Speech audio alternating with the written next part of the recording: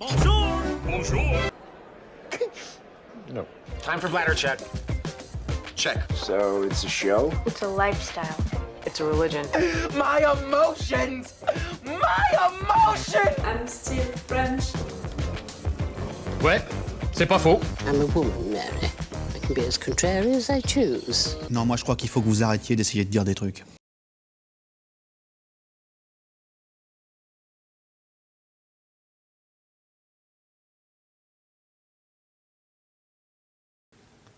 Hello, hi, I'm Laura. I'm gonna watch Jujutsu Kaisen Season 2, Episode 2. Stay with me for this intro because it's gonna concern my reaction videos to Jujutsu Kaisen and to animes in general. To be fully honest with you, I don't know if I'm gonna continue to make them or not. That's it, now I know that you're gonna stay. Guys, if you subbed, you're following my channel and maybe also my Twitter account or stuff like that, you know that right now when I'm filming I have a lot of issues with my channel, which is being threatened directly to be blocked, to be deleted because of my reaction videos to animes. Even if I respect the fair use rules, even if I'm playing really fair with each episode, with everything, it's a little amount of the episode, I'm cutting a lot, I'm playing with opacity and stuff like that, like really, I consider that I'm playing fair and I always respected the fair use rules, but it seems to not be enough. Again, when you see that others don't care about it and are not getting blocked, I am a little like that, but let's not talk about them. They are lucky, I don't blame them, it's good for them. To be fully honest, I have really these threats around my channel right now, and because of that I don't know if or how I'm gonna continue to react to Jujutsu Kaisen. I think that I need to change things to feel safer, and for that I was thinking of maybe two options. Like, maybe I'm just gonna post my reaction videos to these animes on my Patreon and you're gonna have nothing on YouTube. Or I will do what I did for other shows, meaning that I will post my intro and review on YouTube and you're gonna have a link on the description for the reaction part. It's gonna be for free, you're gonna have access to that video for free. But directly on YouTube it's gonna be only the intro and review part. I'm thinking of these two options. I'm thinking of the one which would be safer for me, which would use also less of my time, less energy, I'm thinking also about when beginning to do that. In fact, maybe it already happened. Like, maybe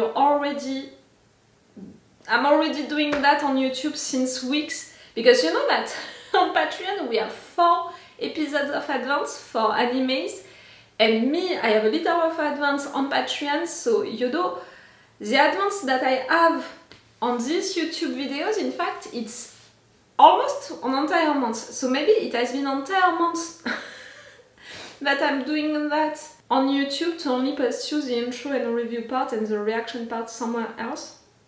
I don't have a lot of views on these videos, so I think that the ones who are watching my videos, that are really interested by my content, and they're gonna understand that I have to do stuff like that, and they're gonna click on that link. It's not gonna change them a lot of things, but it's more difficult to convince people to watch your videos when you have to do stuff like that. But at the same time, living like that with that threat on my shoulders, that my entire channel, which is my life since 5 years, for which I'm really fighting so hard, and which is also my dream life, and I'm not gonna cry. I don't want to lose all of that just because I'm too stubborn to try something else for the time, at least for everything to feel safer, for me to continue normally. And right now it's not the case. I don't feel safe at all. And it's really an issue, the fact that I'm waking up each morning with a migraine, with, wanting to cry and stuff like that. I can't continue like that. It's not possible. So I'm thinking about it right now when I'm talking to you. Maybe when you're watching this video, I already did it. It can be something, you know. One of these two options, only Patreon, an exclusivity for Patreon, or just the intro and review on YouTube. I think that it would be better to do things like that, you know, for YouTube, to not give you anything.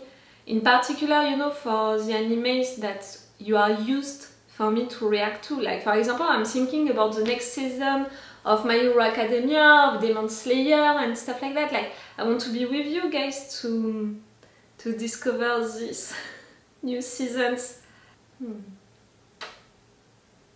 I need to think about it, but I need to take a decision. Like, you know, yesterday night I was like, I'm not gonna take any decision, I'm just gonna wait to see how it's gonna go, maybe it's just threats, maybe I'm gonna be totally okay. And now I'm really feeling that, no, I can't live like that. Like, really, no. I really can't.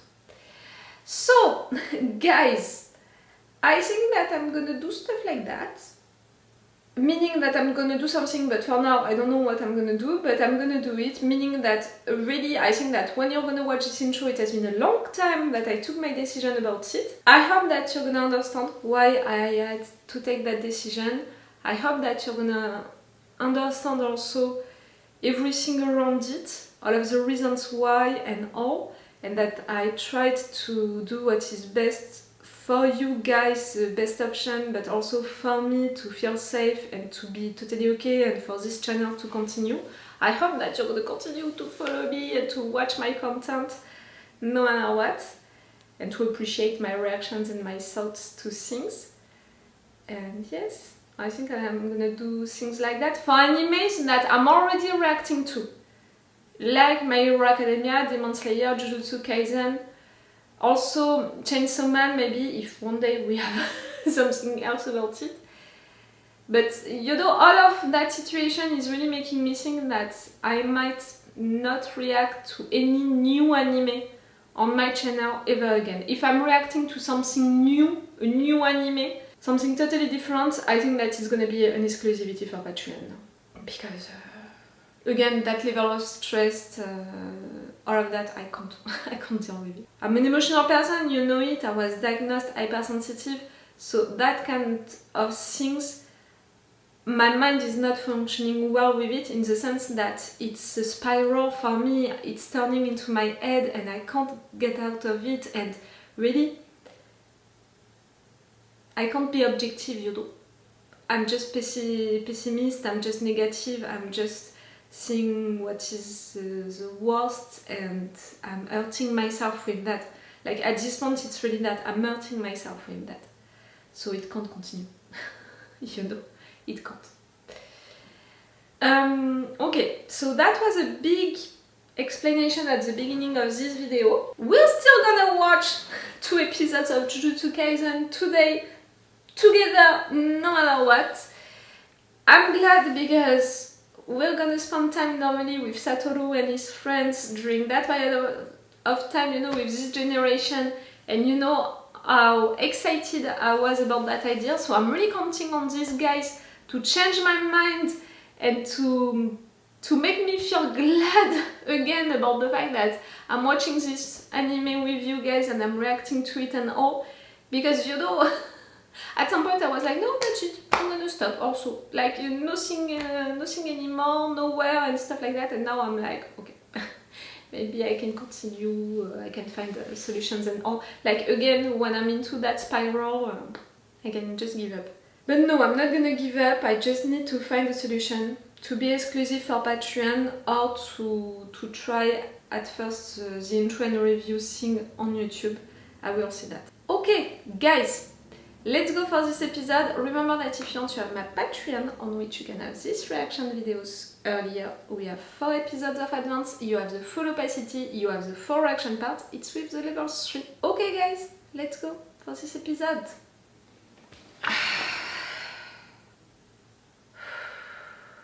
I think that talking about it out loud, I just took my decision and it's gonna be intro and review part. Meaning that I have to cancel all of the videos that I planned before and to redo them entirely. I'm gonna do that, guys. Like, really, I'm gonna do that. I'm gonna make a quick break, not to redo all of that right now, but to change one thing about one video which was posted yesterday that I'm gonna take out for really not having anything new on my channel which is about animes and stuff like that. Coming back.